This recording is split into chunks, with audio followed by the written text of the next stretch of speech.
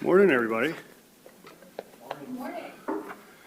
Sorry we're delayed a little bit, just coordinating our agenda here today. So, Good. Elizabeth, are we ready to proceed? Yes. Where are you? Oh, there you are. Okay. Is everybody from the press ready? Yep. All right. Well, good afternoon, and thank you for joining us today. I truly appreciate you being here and helping us get out the information that's needed and important for the constituents of the state of Nevada. So, as you know, over the last several days, our state has been responding to a cyber attack targeting Nevada's systems. While this incident has posed challenges, I want Nevadans to know one thing clearly. Our government and our partners acted quickly and effectively to secure the critical services our communities rely on. Yesterday, I traveled to Elko, Eureka, and Ely for pre-planned events in order to meet with local government officials and constituents to discuss emergency management and economic issues. I understand my presence was noticed in yesterday's press conference, and I appreciate the notice. But as you work through the crisis model, the crisis phasing, I participate in the mitigation and preparedness to prepare for a crisis, and that is my role as your governor. Additionally, my role is to be front-facing during the response to the crisis, in which I was intimately involved on an hourly basis, providing the resources and the garnering of partnerships to respond to the crisis. And eventually we move into the recovery piece of a crisis, and that is more of a technical response provided by my directors and the experts in the recovery that is necessary in response to any crisis. And subsequently, I felt comfortable in being absent in yesterday's press conference. Yesterday's press conference and today's press conference is nothing more to give an update on the current investigation, the recovery, and how we're going to continue to operate into the future. So I want everybody to have a confidence with that behavior moving forward. Today's a similar briefing to our Southern Nevada media partners so that we can continue to get constituents the information they need. With that, first and foremost, I want to thank the men and women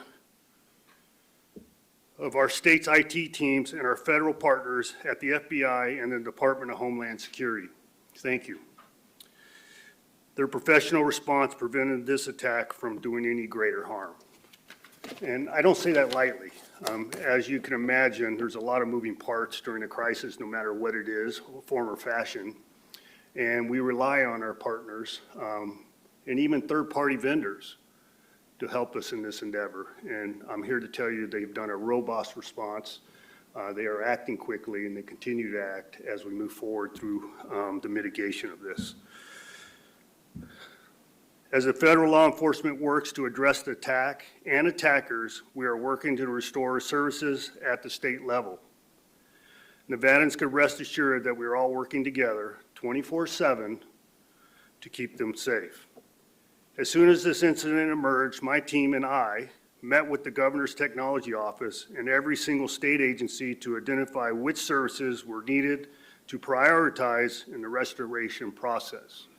As you can imagine, the state has a lot of moving parts and a lot of different departments that are responsible to the constituents of the state, along with the safety of the constituents of the state. So our team came together and we determined what was front-facing and what was critical to ensure that safety and response to people's needs.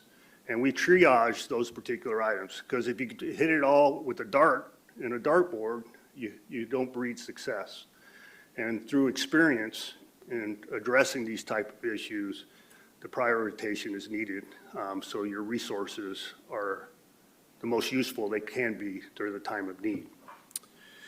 So I'm going to walk you through that shortly here. Well, actually right now to give you a further understanding, our thought process and what we actually did. We successfully restored Nevada's access to the National Crime Information Center, which ensures that law enforcement agencies in Nevada has access to criminal histories for any necessary inquiry. As you can imagine, your first responders and the troops in the field, and even in our detention systems, not having the ability to query the individuals, determine their background, or whether they have existing threats that they need to be aware of. So that's first priority for the safety of our employees and the public in that endeavor. We also restored the access to the National Instant Criminal Background System, which allows law enforcement to check criminals' backgrounds, which is very important and vital in the need to evaluate their eventual arrest and or incarceration or removal. State payroll has distributed normally, State payroll has distributed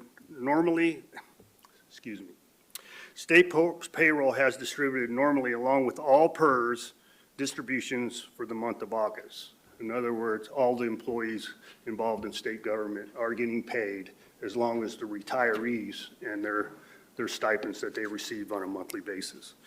And the pupil-centered funding program was also successfully transmitted to the bank this morning, is on track to be in the recipient's bank accounts by Tuesday.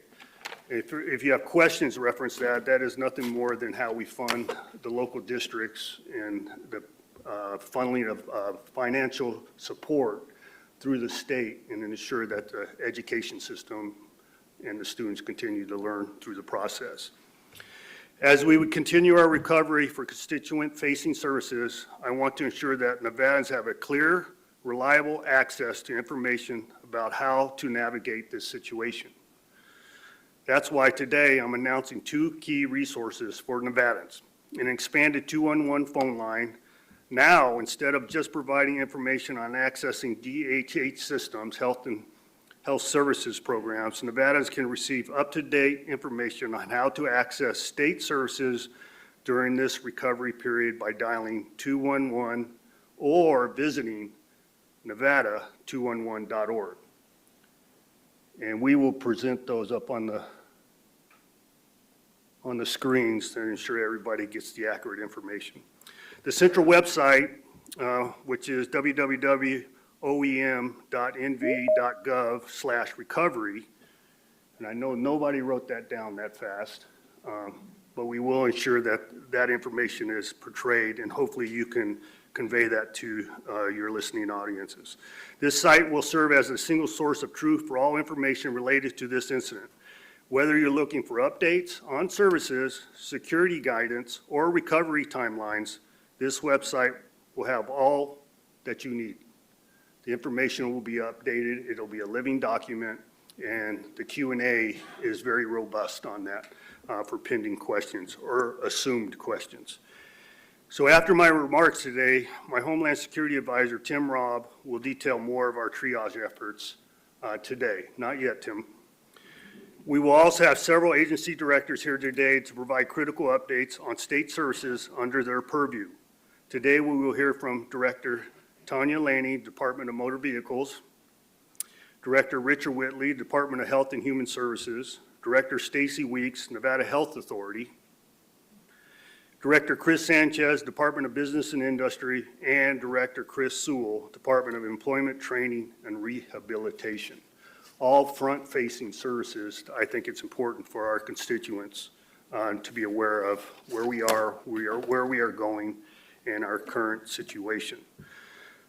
Okay, so now I want to directly address the media.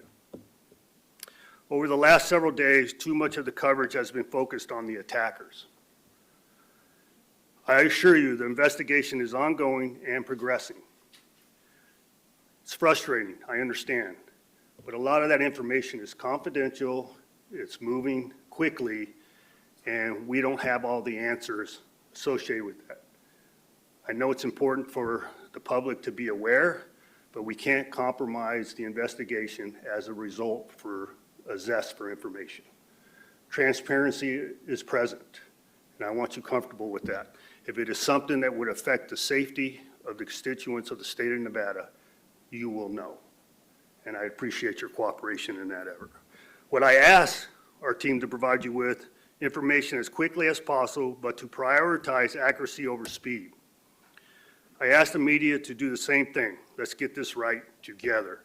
Example being, Recently in the news, the governor's office, my office, stated that we, at this time, were unaware of any personal information released into the public. That's what we knew at the time. Subsequently, as early as Tuesday evening, that stance changed as we received the information. That's why it's important for people to understand the speed of the information needs to be quantified and qualified as we work through this critical process. So let's keep the public informed, and as interesting as parts of this may be, it is just as important for the people of the state to know where to go for information and who to contact if they have a problem. I ask for your cooperation in that endeavor.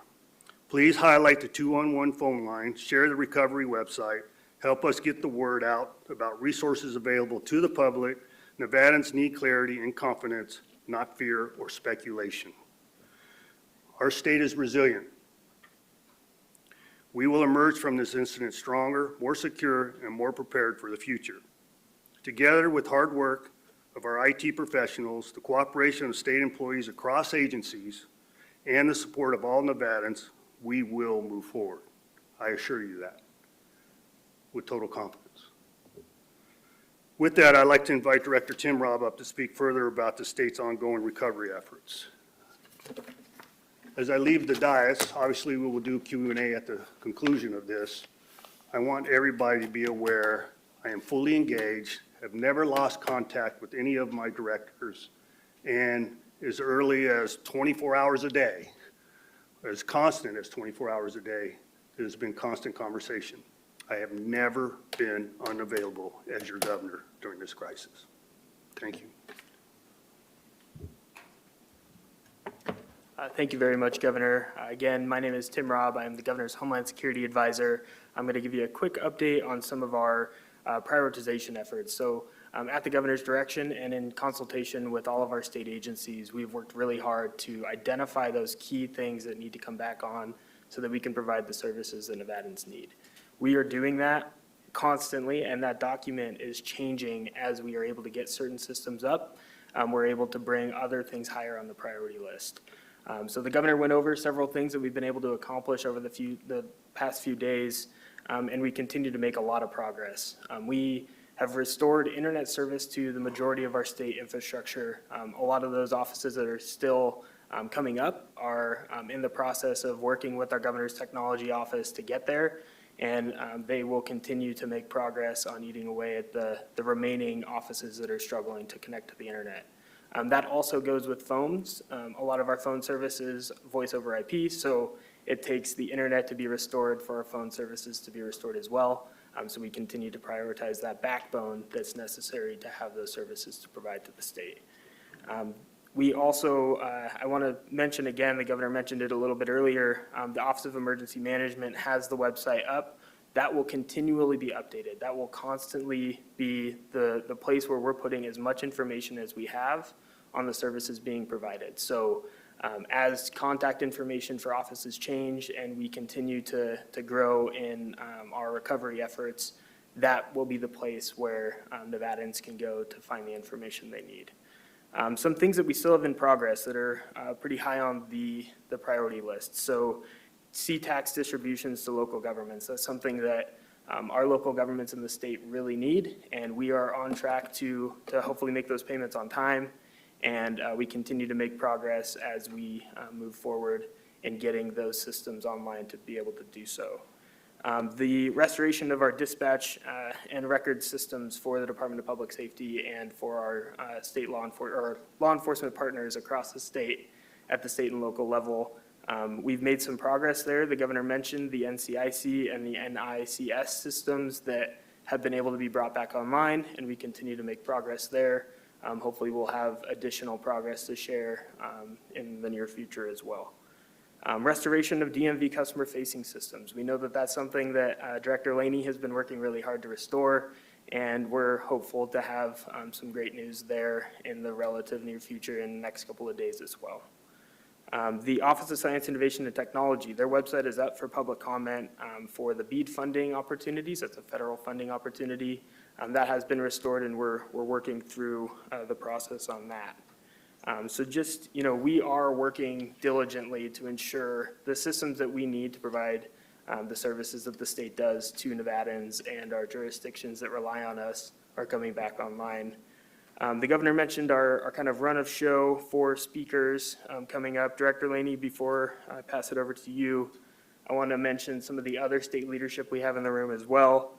We have representatives from leadership from the Department of Veterans Services, the Governor's Office of Energy, the Cannabis Compliance Board, the Department of Corrections, the Department of Public Safety, the Office of Workforce Innovation, the Gaming Control Board, the Office for New Americans, and our Office for Emergency Management.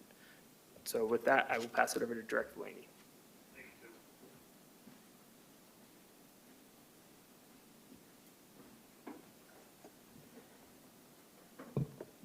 Good afternoon.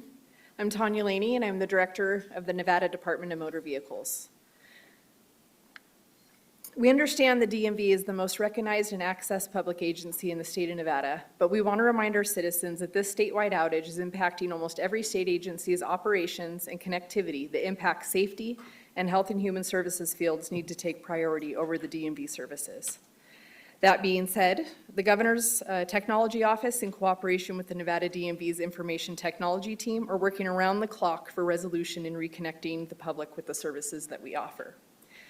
All DMV staff that can provide any assistance and support during the outage have been reporting to the offices on a daily basis. Any staff fully impacted by the outage are ready to return at a moment's notice to resume activities, and as of today, that is 100% of our staff that are in office. Absolutely every available staff member and vendor are all hands on deck with triaging possible solutions to get us back up and running as quickly as possible. Services that are currently available at the DMV are as follows. Know to Drive, driver's license permit testing online through our partners at Numo, rapid registration and turbo titling for private party sales and out-of-state transfers through our partners Salesforce and Slalom, online complaint system for our compliance enforcement division, and our contact center is utilizing chats to answer questions for customers, and our website is back online through the great work of our IT team and the assistance of AWS, Amazon Web Services.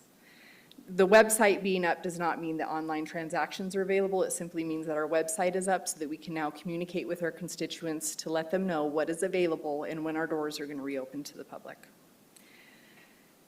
In addition, we continue to post updates as they become available on our DMV social media accounts, which include Facebook, Instagram, and X, and that's monitored by our public information officers. In addition, I'm pleased to announce today that in addition to the services that we've been offering since yesterday, we're also offering written tests for our CDL drivers and drive tests as well for the CDL community. We are in regular communication with our largest business partner in the state, the auto dealers in Nevada. We thank the Nevada Franchise Auto Dealers Association for their support, patience, and open communication with us during this outage.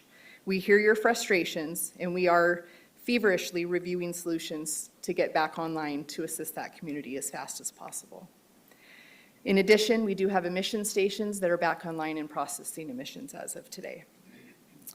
We are conducting a drive test as scheduled, and we are making up the backlog of the Monday and Tuesday missed appointments with additional staff that may have previously been drive examiners and moved to different divisions. We're bringing them in to catch up on that backlog, and we should be through that within the next couple days. Common concerns that are coming in, we hear you. We will be waiving any late fees or penalties that are occurring as a result of this outage. Any expiration dates that fall in the closure window are being programmed to be waived. Upon resuming in-person services, we will be honoring any appointments we were not able to see during the outage for a period of at least 2 weeks as a walk-in accommodation. We are working closely with the Governor's Office and our law enforcement partners to ask them to be lenient with customers that fall into this time frame. Let me be clear that this leniency is only going to apply to our customers that are expired during the outage period. We also hear the community when you're telling us that you feel like this is post-COVID times where individuals are going to use this as an excuse to drive around unregistered for another amount of time. We are paying attention to that, and this will only apply to the outage period, we can assure you. We are working closely with the governor's office to address any additional waivers or exceptions that may be needed in the coming days if we see that there's impact to other business areas outside of driver's license and registration that we've not thought of through the outage with expiration dates. Important note, we are asking the public to be very cautious of any services, third-party industry members that are stating that they can perform DMV services or really any other state agency services for that matter during this outage. If we are shut down, they also cannot perform these services, and we do not want to see our constituents fall victim to an unfortunate situation during the outage of exorbitant fees and being taken advantage of because of this outage. In closing, we greatly appreciate the governor's office and our fellow state agencies. Their immediate and continuous support has meant the world to us. This event has proven that our state agencies and this administration can come together to get the hardest of the hard accomplished, and we greatly appreciate that. Thank you.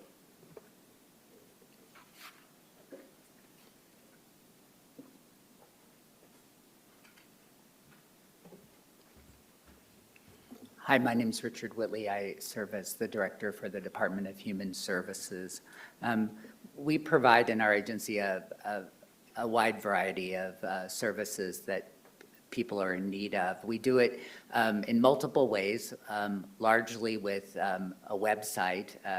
Access Nevada is a way to apply for the supportive services, everything from Medicaid application to supplemental nutrition assistance program, SNAP, or sometimes called food stamps, temporary assistance for needy families, that's cash assistance. These all serve people who are experiencing poverty in some way or have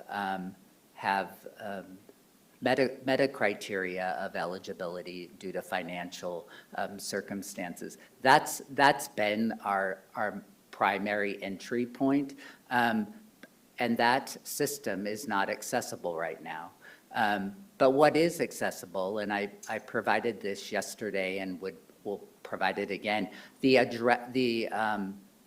welfare and social services offices are all open, and people who come to the office, their applications can be processed. Staff do have access to the internet, but our website is not open. So just to distinguish that in-office welfare and social service offices are open and the applications are being processed. But in social services, we always have new people coming in and we have existing clients.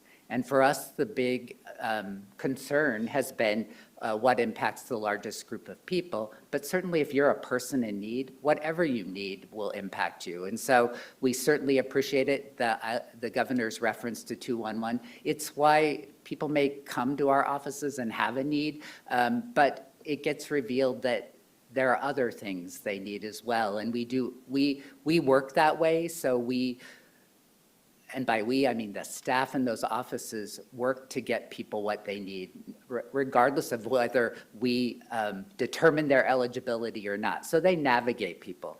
That eligibility is not disrupted in the offices. But our big concern was existing clients, and particularly in the SNAP program, Supplemental Nutrition Assistance.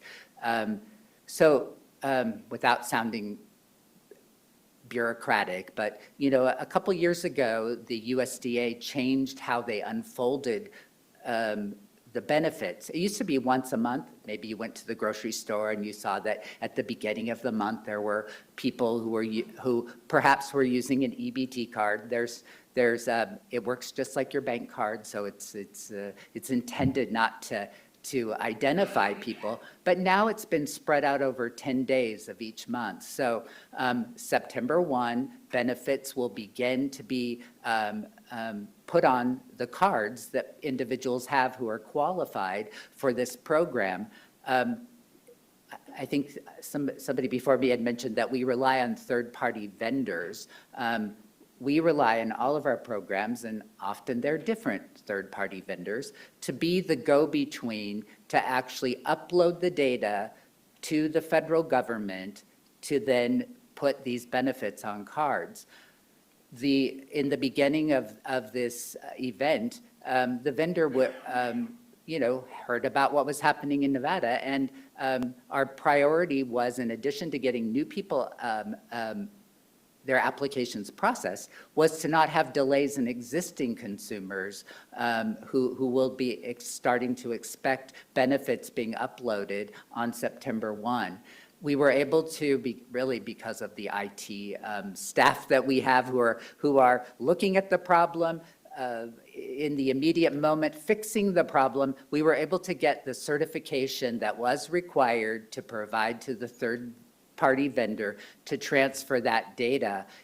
We had till the end of today to not have a delay on Monday, and it was accepted, and the data transfer will take place. And so we didn't want the problem to be compounded and current people who have been using their card to not have that happen. So I'm big dealing that because it was a big concern because it impacts the largest group of people. It's definitely Nevada Access, that web portal, is a helpful tool to people who can apply for benefits online, but it is not available right now. It is a priority to have it stood up. We want it stood up safely, and we need to wait for that to occur. In the meantime, if you're able to steer people to Nevada 211 or to our offices, fully staffed and in Las Vegas from 7 a.m. to 5. And if there's a line, we won't close our office. We'll serve people, but the applications will be processed. The final thing is there is a delay. We rely on a lot of nonprofits as partners to deliver a lot of our services. And so for this week, we have not made payments to nonprofit organizations, as with any state agency. And again, until the system is safe, we're not using that. So there are delays to some of those nonprofits. We're communicating out. If you imagine they're in an environment right now where changes, many have lost ARPA funding because it came to an end. We're not in the pandemic. There was a big infusion to nonprofits for that funding. That went away, and now delayed payments. They're fragile organizations, and so we're reaching out to our nonprofits. I've asked staff to provide them a phone number to a live person in our office who can actually help if they are having a difficult situation. Every request that I've made of our IT staff to actually prioritize a experience that possibly could do harm, it was elevated up, as evident by the certification with SNAP. It has worked. And so I just want to say that we're understanding to nonprofits who were struggling before this event, some of them, and that we are doing the best to support them. The consumers come to our office. I'm sorry the website is not working and accessible, but you can call our offices, the numbers work, and you can also come into our offices and staff will assist with application. So thank you.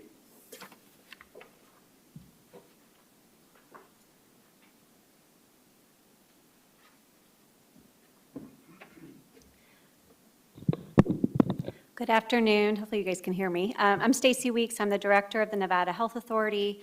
As I mentioned yesterday, the Nevada Health Authority is up and running. I feel very grateful for the public servants that work at our department, as I'm sure many of the directors here today can also say. They were ready and willing to come to work when they were able to get their laptops and figure out creative ways to keep our services going. Like I mentioned yesterday, Medicaid coverage for current members and services, as well as our public employee benefits plan, is unaffected. People should be able to go to their doctor, get care, providers will get paid. Our exchange platform is a separate vendor from the state and is fully operational, so nothing there has changed. Anyone who is on a private health plan that bought their plan through the exchange or needs to apply for coverage because they have a qualifying event can access our exchange. Providers, like I mentioned, can get paid by Medicaid and PEB, and I'm happy to say, as of this morning, while spotty, our phone lines are up and going at our district offices, so we don't have to tell you our email address, but I will go ahead and give it again, medicaid@nvha.mv.gov. That is available for anyone to reach us. It's business as usual at those offices. We're doing our best to do care coordination and serve those individuals. And that is for our Medicaid offices. For PEB, they can reach assistance from our office as well. Those phone lines are also up and running. For people, as Director Whitley mentioned, for people seeking to apply for new Medicaid coverage and benefits, we are very hopeful after today and the next coming days that those systems will be communicating again and up and functional. In the meantime, we're really stressing and working closely with the Division of Social Services and Director Whitley's team on manual workarounds with our hospitals as well as our caseworkers. People can still use paper applications. We have been working with our federal partners to make sure coverage will be honored. I just want to say thank you to everyone, the public and our providers, for their patience and partnership as we navigate this fluid situation and unfortunate event. Thank you.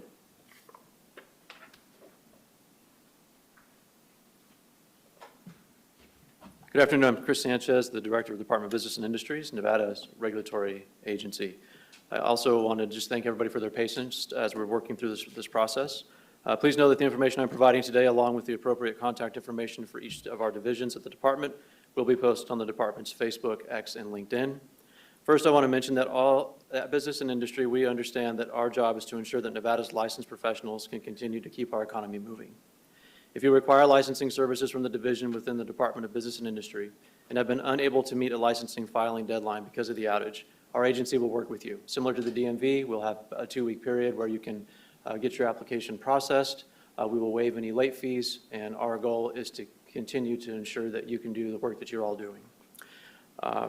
We just ask that you have your paperwork ready, dot all your I's and cross all your T's, and we'll get you processed very quickly. All agency hearings scheduled that have been affected by the outage have been postponed. We want to make sure that we have full transparency and everybody is able to attend the meetings and the public forums that they can. And so we've postponed those meetings and we will be rescheduling. So once we are fully up and operating, you can check our website. Our website is up. We were able to migrate to a new web platform about 2 weeks ago, and so the Business and Industry website is up. It's not perfect because it's new and we were perfecting it, but nonetheless, it does have a lot of the basic information that you may need pertaining to our agencies. And our social media accounts are being updated every day to reflect the current state of our agencies. Business and Industry is a complex department. We have a number of agencies, so if you'll bear with me for a minute, I'll go through each of those agencies and tell you where we are. The Division of Industrial Relations is open to the public. Internet and telephone systems have been restored and email remains ineffective. Staff are available to provide technical assistance, answer questions, and accept payments. This includes the Occupational Safety and Health Administration, the Mechanical Compliance Section, and the Safety Consultation and Training Section. The Claims and Regulatory Data System, or CARDS as it's referred to, is still down and deadlines for submissions will be extended. The Division of Insurance. Division of Insurance has returned to near normal operations. Telephone systems and emails are functioning normally, and the agency's website remains offline.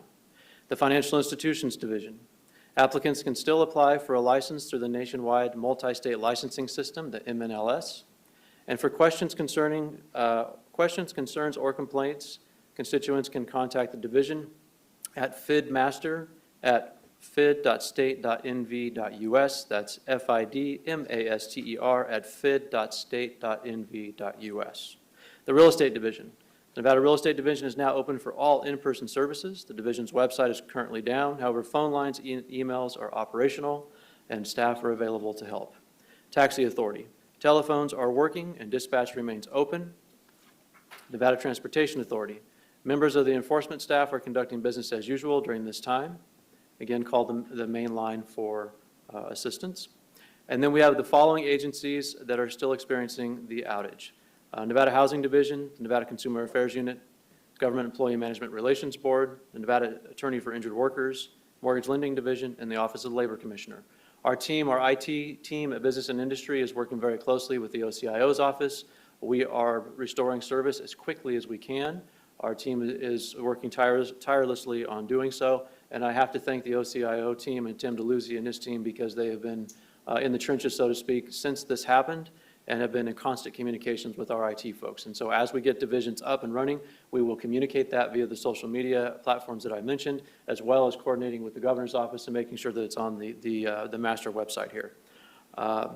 Thank you for your time, and I think Director Sewell is next from Department of Employment, Training, and Rehabilitation.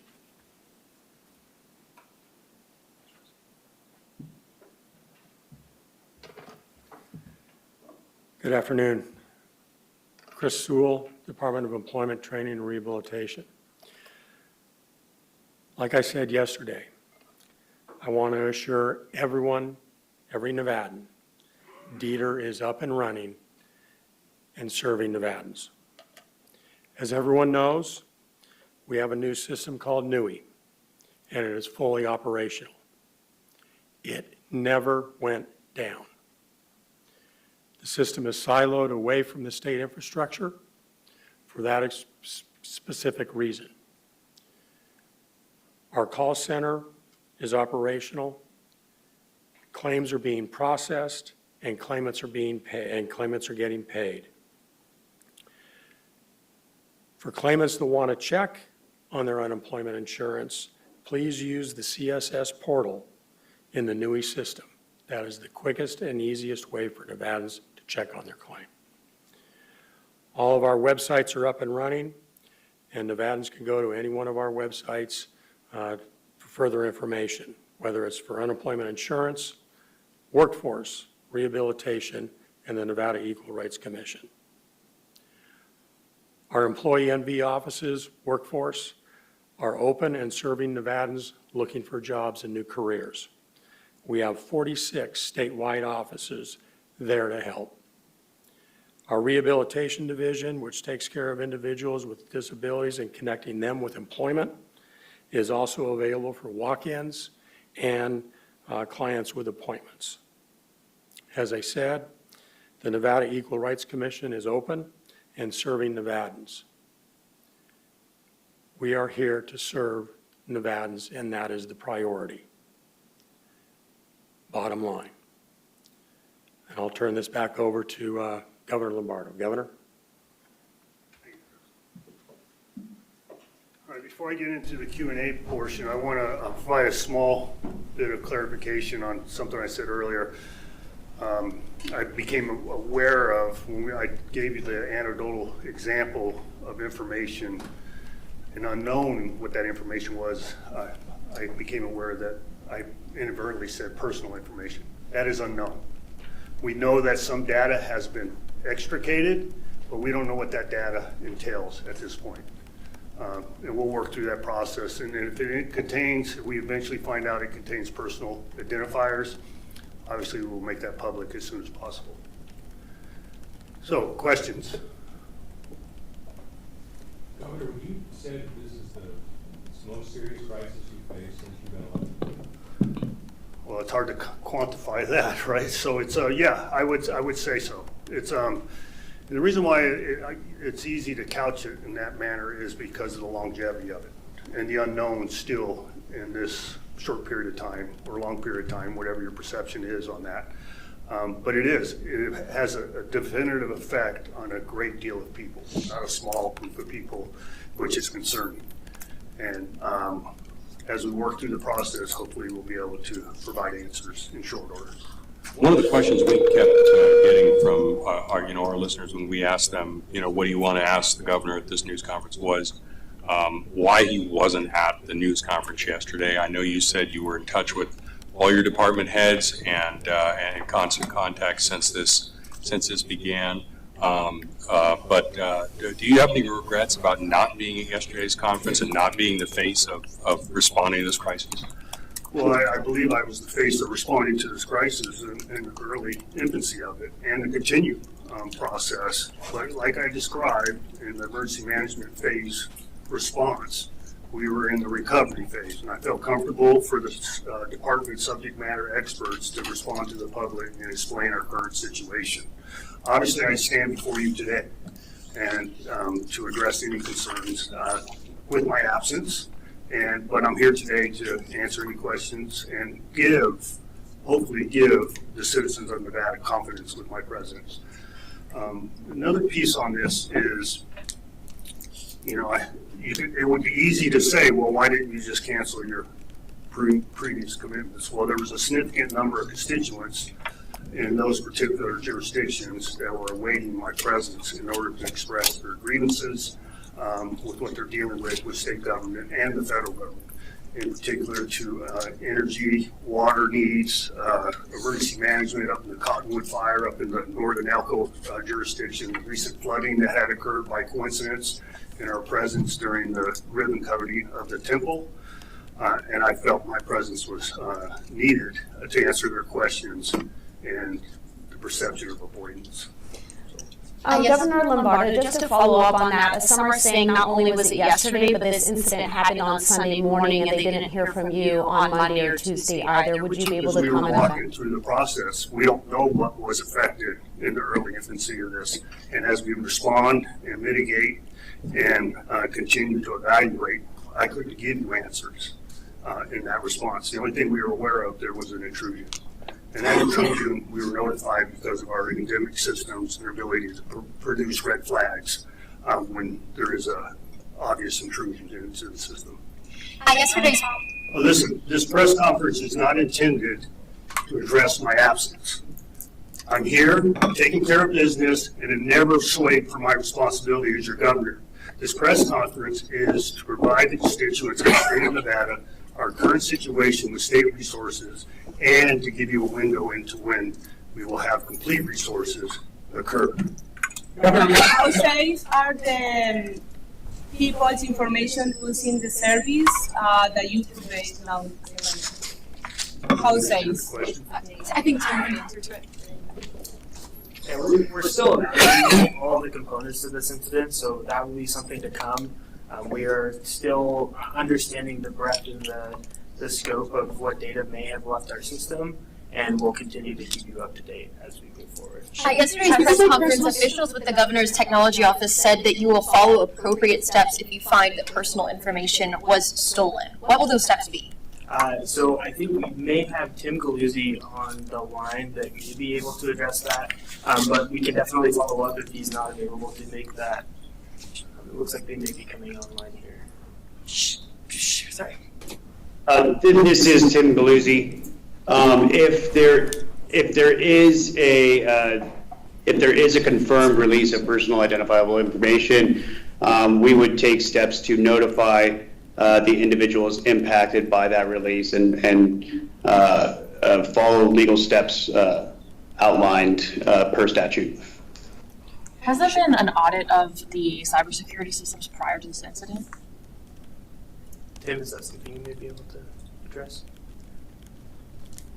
Can you repeat the question? Yeah, has there been an audit to the state cybersecurity systems before this incident occurred?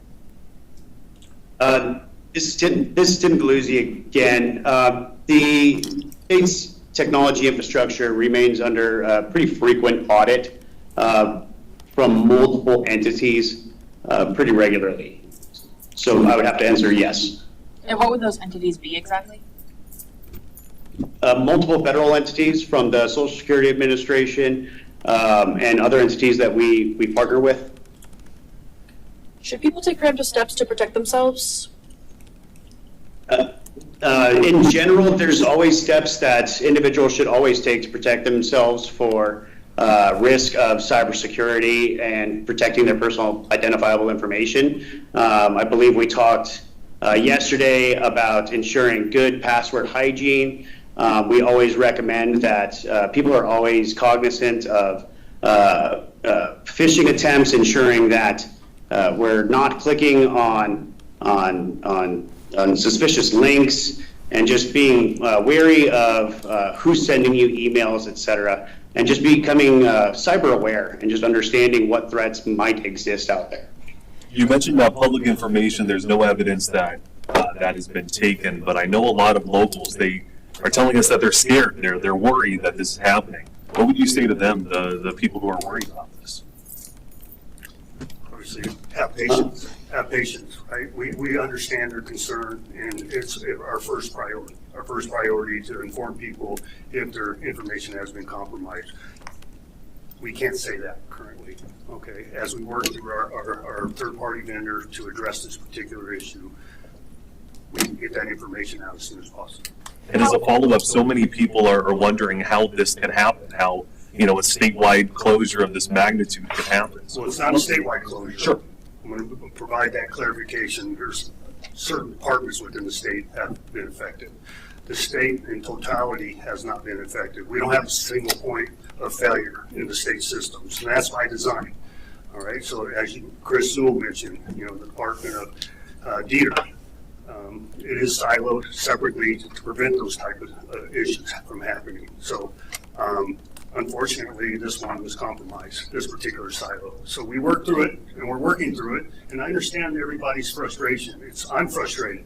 I wish I had the answers currently, but I have confidence in our response and our continued evaluation of the systems. Are the only agencies? I'm going to address your question that you presented earlier. So the mitigation factors and the firewalling and the prevention happens internally also.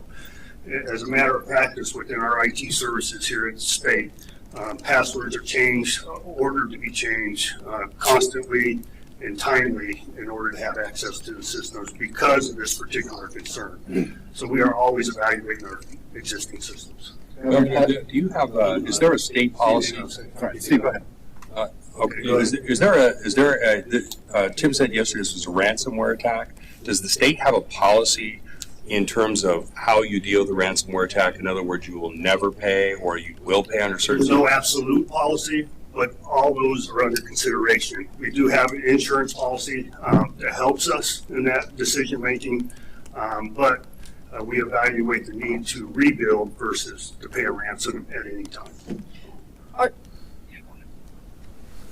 Kyle Page, KLAS TV, Governor. One of the speakers said, for instance, he wasn't paying nonprofits, quote, until the system is safe. Are your systems offline because they're still compromised, or in other words, are you still under attack? Not necessarily under attack or compromise, but to ensure that they're safe. But are you under attack? At this point, no. Are the only agencies not affected on their own cloud services, and is there a reason why some agencies had cloud backups and some didn't? I'm sorry. One more time. Sorry. So some agencies, are the only state agencies not affected? Are they the ones on cloud, had their own cloud backup, and is there a reason why some agencies had cloud backup and others didn't? We don't have a single point of failure across the entire state. Okay. And that's the reason why they're siloed and different silos. Okay. Governor Anders Gear, CBS News. Last year, Fulton County, Georgia, home of Atlanta, was hit by a ransomware attack. They refused to pay and ended up rebuilding their systems from scratch. Is that what's happening here right now in the state of Nevada? You guys are building essentially from your backups? We are currently evaluating the best path forward. But while we're evaluating that, we are rebuilding our systems as we speak. And is that what is adding to the length of duration as to getting Yes, back? as you can imagine, the complicated systems and the amount of data that is within the system, it takes a long time for the merge of that information and the production ability to use that information. So any cyber attack, no matter what the intrusion level is, it's a very difficult situation to mitigate, and we're working through that process. Can you provide any comment on the cyber criminals' identities or motives, and if their actions are tied to other incidents across the state? Not this time. Have they contacted you? I'm sorry? Have the attackers contacted All the that state? information, we know that there was an intrusion, and we're evaluating how the intrusion occurred, and currently CISA from the federal government is evaluating whether there's a demand or the ability to receive additional information. Are you able to And share? identify the So that's not clear, though, that there's been a demand. Still, absolutely. No, it's clear there's been an intrusion. It's not clear The demand, I mean. what the motive was. Are you able to share what the ransom is? And then my second The question. answer to that question is no, I just answered. Okay. The second part is you were mentioning Dieter and how this worked out for them to stay out. Will more departments now be siloed moving forward if this happened again, that they would be up and running immediately?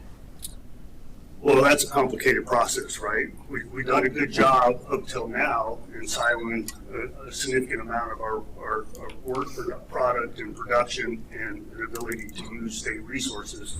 And we'll determine whether that's a linchpin in our ability to function into the future. Obviously, we're going to, after action this to the T, and determine how we can do better.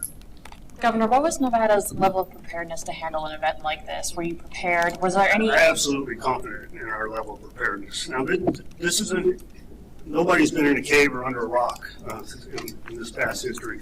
We're aware our casino environments have been intruded upon, our local businesses have been intruded upon, not just in Nevada, but the entire nation and the entire world.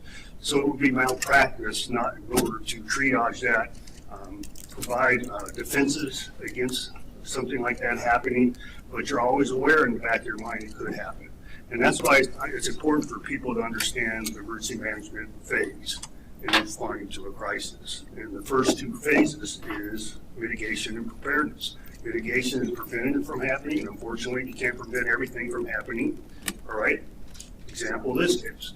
And the preparedness is, red teaming and doing everything you can, tabletop exercises, and have third parties attempt intrusion into your systems. We have done that. Unfortunately, they had access into our systems, and we're evaluating why. Anaya Collins, the Las Vegas Review-Journal. Have you guys been able to identify under your investigation what they were after, and do you guys know of any enemies you guys might have? I would answer your question similar to Mr. Gackman's question. No, we were not aware of what they were attempting to receive or what information they were attempting to have. Part of the response in a lot of these environments is to be slow and methodical, as that you do not open up doors into further intrusion into the systems. And how do you mitigate the initial intrusion to prevent further intrusion? And enemies, we're government. The government has a lot of enemies. But what we do here in the state of Nevada provide the best service that we can. Governor, along those lines, folks at the DMV frustrated. You said earlier you're frustrated. Your message to the bad actors who did this. My direct message, we're aware, and we're going to do everything to ensure that the investigation identifies who the bad actors are and ensure that we have robust prosecution. We're right at time. We're at an hour. While we have directors here, I want to respect their time as well. Does anyone have questions about constituent services, since we have all the directors here and other representatives from state government? I have a question for the DMV. I know you mentioned the 2 weeks following the reopening, you guys are going to allow people who had appointments to be able to come in and still address that. How are you going to be able to do that, though, if this continues on for a couple more days and we just have lines and lines of people stretched out at the DMV? That's a great question. Currently, on Tuesday evenings, we release a book of appointments for all day on Wednesday. We're hoping that Wednesdays will be able to absorb the bulk of the customers that were not able to meet their appointments. And then, of course, we're going to be asking repeatedly for the community's assistance in making sure that when our online services come back up, please, if you can do your transaction online, free up our window capacity for the customers that don't have a choice but to come into an office, and that will dramatically reduce the congestion that we see in our offices when we reopen. And you mentioned that there'll be walk-up. Is it going to be like a traditional walk-up where they may be, I guess, for lack of better terms, almost pushed off to the side a little bit? What we're planning to do at this point in time is, again, depending on the days of the closure, to your point, is we would first fill up our Wednesday appointment slots that are available, and then on the other days, because we're still accepting the appointments that have been booked out 60 and 90 days in advance, we will fill slots with canceled appointments with the individuals that are waiting, and then we'll in order of priority of importance of the transaction that's being done, we'll either help with permits to extend the timeout for them to come back, or if they're missing paperwork, the same thing, give them courtesy to come back and get that done at a later time without penalty, and then in order of priority of importance, those transactions done first, and then asking the customers that we can't help right away to come back on another day. If someone were to get a smog test done, is that information being sent to DMV currently, or is it still down? That information as of today is being sent to DMV. As a follow-up, for those who you're honoring as walk-ins later on, what happens with people who are coming in as walk-ins who weren't one of the missed appointments? Is there a way to give priority if the ones who were missed weren't able to fill one of the slots? Yes, again, depending on the transaction, we're going to take those to be served at our windows in order of priority. So if, for example, somebody needs a real ID to travel, we're going to get that in before somebody that needs to renew their registration or do a new registration, if we can help them with a permit and ask them to come back on another day. Tim, just to clarify, you said that this was discovered noticed on Sunday morning and confirmed on Sunday night. Do you know how long the intrusion was going on before that? So that's still something being evaluated. I don't think that we can speculate on that detail. Yeah, but you just noticed it Sunday morning. Yes, right. Tim Galuzzi's team at the Governor's Technology Office did identify some anomalous behavior in that period and worked to quarantine that environment and take the proper precautions to make sure that other systems weren't impacted. And that was some of the effort that was done on Sunday. And it looks like Tim may have additional to add there. Yeah, that's correct. This is Tim Galuzzi. What we saw was initially anomalous network behavior. Upon investigation, troubleshooting of that anomalous network behavior, it was determined that it was a cybersecurity incident. And once that happened, we did enact our pre-planned cybersecurity action plan, and that was Sunday afternoon. Is there a reason that some agencies are siloed and some are not? So, I think we work to modernize our systems, right? I think the governor has also helped roll out some of our more modern systems in recent weeks and months. We continue to make those investments in state infrastructure to ensure that we can have the best available platforms to be able to provide the services to clients, and that's going to continue. Mr. Rob, earlier this month, there were two conferences, cybersecurity conferences held here in Las Vegas, Black Hat and DEF CON. Any indication at this point if that may have been why you guys were targeted here in the state of Nevada? I don't think we can speculate on any of that. Maybe some out there to make the connection, message to those folks. I think we're still evaluating every component of this, and that will be ongoing. And I think there will be details to share further down the road, but that's not today. We have time for one more. I have one for the governor. Okay. Governor, what was compromised through the access points, are they a result of an archaic tech system the state has? No, I wouldn't say that. I'm Tim Galuzzi, our IT director, very progressive, and the state has done some recent upgrades into the existing hierarchical system. But as you know how fast technology moves, right? And it's very difficult for a state organization to keep up with those movements, especially in the nefarious acts. But in today's current situation, I feel comfortable where we're at, but obviously we've been intruded upon, right? So we have to figure out why that happened, how it was able to happen, and ensure it doesn't happen into the future. Listen, everybody, thank you. Thank you for your good questions. Thank you for your interest, for your listeners. And thank you for giving us the opportunity to express our current situation and what the state can do today and what we'll be able to do tomorrow. And we will have constant updates, reference to each service as it comes online. It may be done via personal contact through my communication unit, or it may be done online. And when it rises to a certain level total public interest, we will again convene a press conference similar to the situation to provide additional information. Thank you. Thank you. Thank you.